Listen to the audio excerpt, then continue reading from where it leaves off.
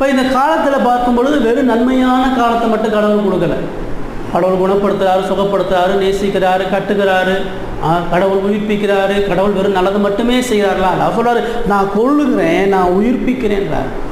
நான் உண்மையான வல்லமையுள்ள கடவுளாக இருக்கிறதுனால நான் காயப்படுத்தவும் செய்கிறேன், நான் சுத்தப்படுத்தவும் செய்கிறேன். இன்றைக்கி ஒரு கூட்டம் என்ன சொல்லுதுன்னா, கஷ்டமும் தீமையும் பிசாசுடைய கருத்தில் வருது, நல்லதும் ஆசீர்வாதமும் கடவுளுடைய கருத்தில் வருதுன்னு சொல்லுது.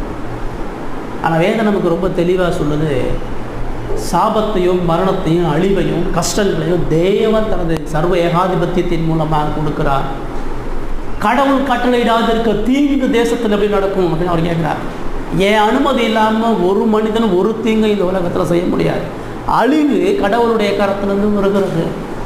மனிதனுடைய பாவத்து நிமித்தமாக நீதியான கோபத்தையும் தண்டனையும் தேவன் இந்த உலகத்தில் செயல்படுத்துகிறார்.